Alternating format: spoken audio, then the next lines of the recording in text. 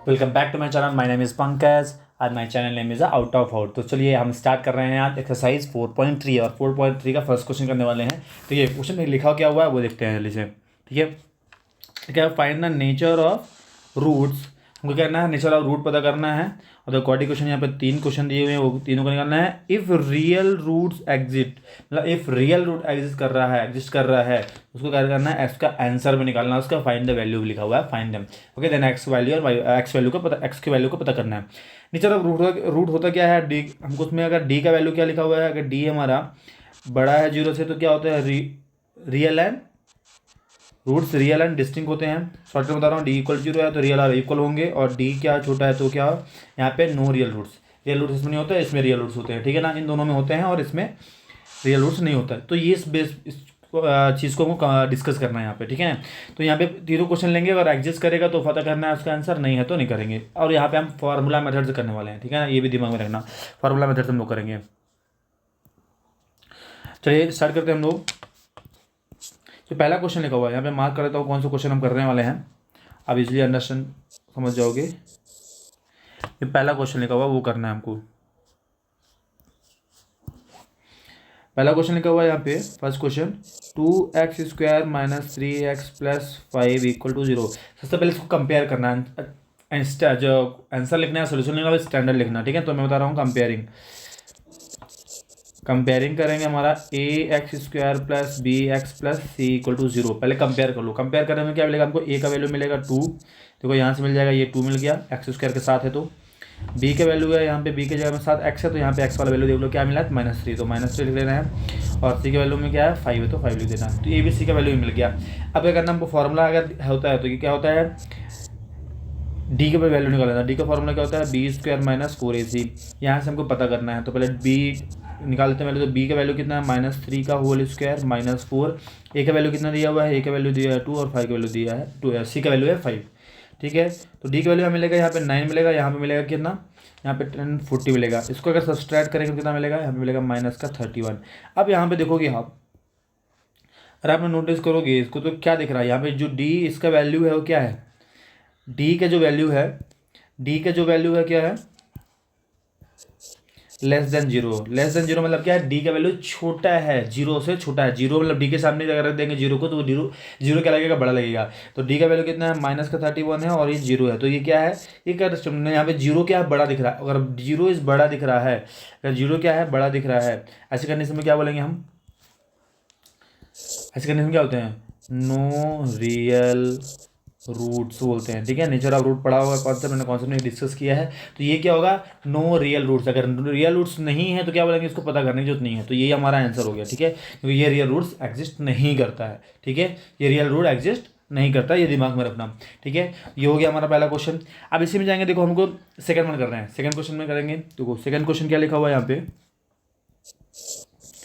देखेंगे। Second question लिखा हुआ है 3x² minus 4√3x plus 4 equal to 0, ये लिखा हुआ है। अब इसको करना है, वैल्यू निकाल देते हैं। ठीक है, यहाँ पे कंपेयरिंग करेंगे, पहले comparing ax² plus bx plus c equal to 0। ये है क्या, मालूम है आपको ये क्या है, ये क्या है, आप बता सकते हो क्या है, ये सर बता सकते हो, ये क्या है, क्वाड्रेटिक इक्वेशन का जनरल फॉर्म है। क्या है, क्वाड्रेटिक इक्वेशन का जनरल फॉर्म बोलते हैं, स्टैंडर्ड फॉर्म भी बोलते हैं। ठीक है ना, तो यहाँ पे a का वैल्यू क्या मिलेगा, यहाँ पे x है, यहाँ पे क्या दिख रहा है, 3 दिख रहा है। यहाँ पे b का वैल्यू लेंगे तो यहाँ पे ये वाला दिख रहा है -4√3 दिख रहा है। ठीक है, c का वैल्यू लेंगे तो क्या मिलेगा, यहाँ पे मिलेगा +4 मिलेगा, क्या मिलेगा, +4 मिल गया। ठीक है, अभी भी सी मिल गया। हमको निकालना है क्या, nature of root. Nature of root कैसे निकालते हैं हम, यहाँ पे लिखना पड़ेगा d is equal to b² minus 4ac लिखेंगे। ये हमारा क्या है फॉर्मूला, इसको बॉक्स भी कर बना देना, ठीक रहेगा। ठीक है, ये हमारा फॉर्मूला हो गया। अब फॉर्मूला वैल्यू रख दो, तो d के वैल्यू क्या है, यहाँ पे b का वैल्यू क्या है, -4√3 का होल स्क्वायर। करेक्ट, ये देखो यहाँ पे लिखा हुआ है, यहाँ पे मैंने लिखा ये 4 है हमारा,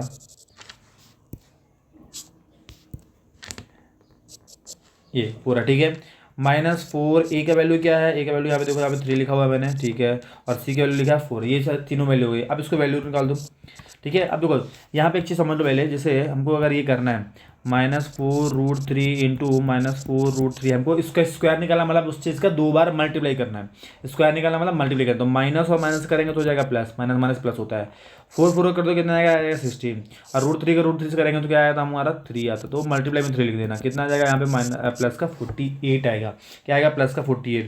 तो यहाँ पर लिख देता हूँ मैं, यहाँ पे लिख देता हूँ 48 माइनस, अब यहाँ पे क्या हो रहा है, -4 है, 3 है और 4 है, तो 4 3 यहाँ पे करेंगे 12 4 जा 48 ही होता है, यहाँ 48 आ गया।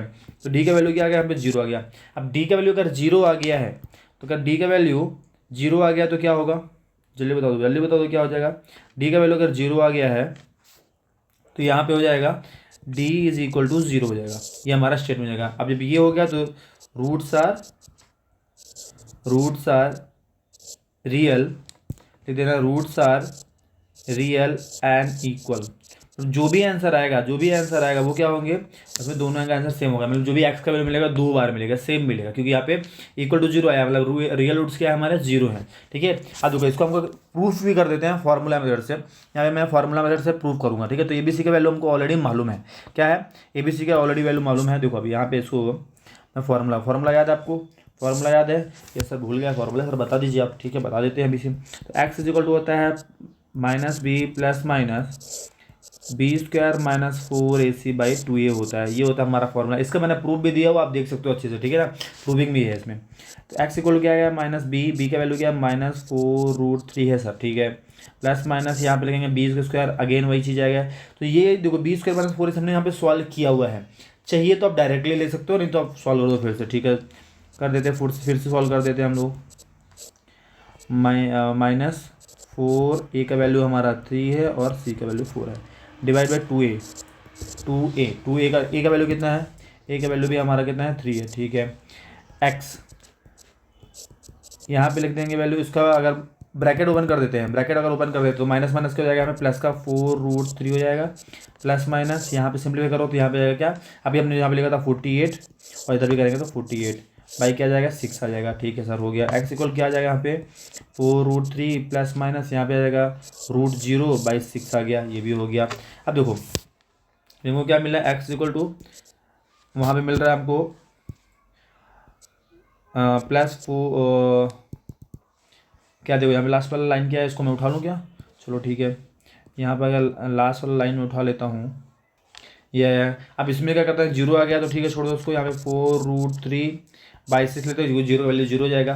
तो यहाँ पे क्या मिलेगा, इसको कैंसिल कर सकते हैं, 2 टेबल से 2 and 2 3 जाते हैं। एक्स का वैल्यू क्या मिलेगा यहाँ पे 2√3/3 मिला। ठीक है, अब इसी को एक बार और लिख दो, बस हो गया। दूसरा भी हमारा एक्स वैल्यू होगी 2√3/3 ही आ जाएगा, 3 ही आ जाएगा। ओके, तो ये हमारे एक्स के वैल्यू आ गई हैं। ठीक है, जब इक्वल होता है तो डायरेक्टली उसी चीज़ को 2 बार लिख दोगे आप, क्योंकि इक्वल रूट्स होता है तो वहाँ पे वैल्यू 2 बार मिलती है, सेम चीज़। ठीक है, बेहतरीन क्वेश्चन हमने कर लिया है। हम चलेंगे क्वेश्चन नंबर 3 पे। 3 भी बहुत मज़ेदार क्वेश्चन है, वो भी करेंगे, जल्दी से देखिए। अभी इस वीडियो में खत्म करते हैं इसको।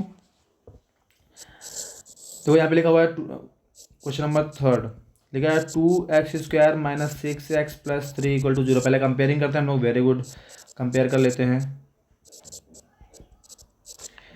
ax² + bx + c = 0। ठीक है, लिख दिया। अब a का वैल्यू बता दीजिए सर क्या होता है। a का वैल्यू यहाँ पे दिख रहा है x² के साथ क्या है 2 है, तो 2 हो गया। b की वैल्यू देखेंगे -6 दिख रहा है सर, -6 लिख देंगे। ठीक है, 3 का वैल्यू जो है हमारा क्या है, यहाँ पे c का वैल्यू क्या है +3 है, तो 3 लिख दो। ठीक है, ये तीनों वैल्यू आ गई। ठीक है, आप देखो d का वैल्यू फॉर्मूला क्या होता है, b² - 4ac होता है। पहले हमको क्या करना है, नेचर ऑफ रूट निकालना है, ये पॉसिबल है या नहीं है।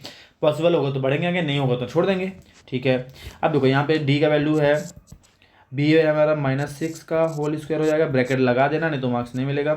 4a का वैल्यू है और 3a है, तो आ जाएगा यहाँ पे 36, यहाँ पे मल्टीप्लाई कर दो तो हो जाएगा यहाँ पे 4 2 = 8, 8 3 = 24 आ गया। तो d का वैल्यू यहाँ पे क्या दिख रहा है आप लोग को, d का वैल्यू दिख रहा है 12। 12 क्या है हमारा, अगर 12 को आप देखोगे ध्यान से क्या दिख रहा है, 12 जो है वो 0 से बड़ा है। तो यहाँ पे क्या है, रियल रूट्स, ओके होगा, ये होगा रियल रूट्स होगा, और डिस्टिंक्ट रूल भी होगा। ठीक है, ये लिख देना। हाँ, ये इसमें क्या है, रूट्स पॉसिबल है। अब रूट अगर पॉसिबल है तो हम क्या करेंगे, फार्मूला मेथड्स करते हैं। चलो फार्मूला मेथड्स कर देते हैं यहाँ पे। तो फार्मूला हमारा क्या होता है, -b + -b² - 4ac/2a होता है। ठीक है सर, होता है। एक्स इक्वल टू बी का वैल्यू कितना था हमको, तो यहाँ पे मैंने ए बी से वैल्यू निकाला हुआ है। ये देखोगे, ये ए बी और सी, ए बी सी का वैल्यू निकालो, तो बी का वैल्यू है -6, तो यहाँ पे लिख देंगे हम -6, ब्रैकेट में लिख देना, plus minus again minus b का होल स्क्वायर हो जाएगा। यहाँ पे -4 ए और सी का वैल्यू चाहिए हमको, ठीक है। तो ए और सी का वैल्यू क्या है, 2 और 3 है, तो यहाँ पे लिख देंगे 2 और 3, और यहाँ पे 2 ए का वैल्यू हमारा आ गया, अगेन फिर से आ जाएगा हमारा 2, ठीक है। ये वैल्यू हो गया, ठीक है। अब एक्स का वैल्यू लिख देते हैं यहाँ पे, माइनस माइनस हो जाएगा प्लस का 6, प्लस माइनस 6 का स्क्वायर कर दो तो आ जाएगा 36। अब देखो यहाँ पे ध्यान रखना, -6 इंटू -6 अगर करते हैं हम लोग, तो माइनस माइनस ये +36 आता है, ठीक है ना। ठीक है, प्लस का माइनस माइनस भी साइन का मल्टीप्लाई होगा। नेगेटिव नंबर कभी भी स्क्वायर करोगे, नेगेटिव नंबर का कभी भी अगर स्क्वायर करोगे तो क्या आएगा, क्या हमेशा पॉजिटिव आएगा, ठीक है, पॉजिटिव आएगा, ठीक है। यहाँ पे माइनस हो गया, यहाँ पे मल्टीप्लाई कर देंगे तो 4 2 जा 8, 8 3 जा 24 हो जाएगा। अभी हमने किया डिवाइड बाई 4, एक्स वैल्यू हो जाएगा यहाँ पे लिख देता हूँ मैं 6, प्लस माइनस यहाँ पे आएगा 12/4। अब 12 क्या है, 12 को फैक्टराइज कर लेते हैं, 12 को फैक्टराइज करेंगे तो 2 टेबल से जाएगा, ठीक है। 2 टेबल से करेंगे तो आएगा यहाँ पे 6, फिर 2 टेबल से करेंगे तो 3, 3 टेबल से करेंगे 1। अब देखो 12 को अगर यहाँ पे एक पेयर तो बन रहा ना, एक पेयर तो बन रहा ना, बिल्कुल बन रहा सर। तो अब क्या करेंगे, यहाँ पे अगर एक पेयर बन रहा है तो उसको एक पेयर के फॉर्म में लिख देते हैं। तो यहाँ पे लिख सकता हूँ x is equal to 6 plus minus यहाँ पे जाएगा 2 इंटू 3 डिवाइड बाई 4। अब देखो कॉमन क्या ले सकते हैं यहाँ पे, इसको मैं ले सकता हूँ यहाँ पे 2 इंटू 3 लिख दिया मैंने, प्लस माइनस यहाँ पे देखो क्या लिख सकते हैं और क्या चीज़ें कर सकते हैं हम लोग, बिल्कुल सकते हैं। यहाँ पे हमें 2 को बाहर निकालूंगा और 3 अंदर रहेगा, नीचे आ जाएगा 4, ठीक है। ये भी हो गया सर। अब देखो यहाँ पे ये हो गया। अब देखो इसके बाद क्या करना हमको, अब इसके बाद हमको और थोड़ा सिंप्लीफाई कर लेते हैं इसको। एक्स इक्वल देखो दोनों में 2 दिख रहा है, दोनों में 2 दिख रहा है, ये सर ये वाला टर्म में भी दिख रहा है 2, यहाँ टर्म में, दोनों में 2 निकाल दो बाहर। अगर घर से उसको बाहर निकाल देते हैं तो क्या बचते हैं, घर में लोग कौन कौन से लोग बचेंगे हमारे पास प्लस का 3 और प्लस माइनस √3 बचेगा, ठीक है। यहाँ पे क्या है 4 है तो डिवाइड में 4 है। अब 2 और 4 को कैंसिल कर देंगे, पहले कैंसिल नहीं करना क्योंकि यहाँ पे प्लस माइनस में है, तो इसलिए कैंसिल करते हैं। यहाँ पे आप प्रोडक्ट फॉर्म में आ गया है तो हम इसको कैंसिल कर सकते हैं, तो यहाँ से कैंसिल करेंगे तो कितना आएगा 2 आएगा। तो एक्स का वैल्यू देखेंगे तो प्लस माइनस √3/2। अब ये वैल्यू आ गया, अब इसको 2 बार लिख दो, तो एक्स वैल्यू एक बार हो जाएगा 3 प्लस √3/2, इसी को 2 बार लिख देता हूँ मैं, तो 3 माइनस √3/2। तो ये वैल्यू जो है, ये जो 2 वैल्यू आ गई हैं, ये पहला वैल्यू सॉरी ये जो पहला आंसर आया और दूसरा आंसर, ये हमारे आंसर हो जाएंगे, ये हमारे क्या हो जाएंगे, आंसर हो जाएंगे। और ये हमारे रियल एंड डिस्टिंक्ट रूल है, क्या है, रियल एंड डिस्टिंक्ट रूल है। तो ये हमारा पहला क्वेश्चन कंप्लीट हो गया है और हम चलेंगे नेक्स्ट वीडियो में, नेक्स्ट क्वेश्चन करेंगे। मज़ा आ रहा है आपको, समझ में आ रहा है, अच्छे से कर रहे हैं हम लोग क्वेश्चन, तो बिल्कुल लाइक और सब्सक्राइब करें।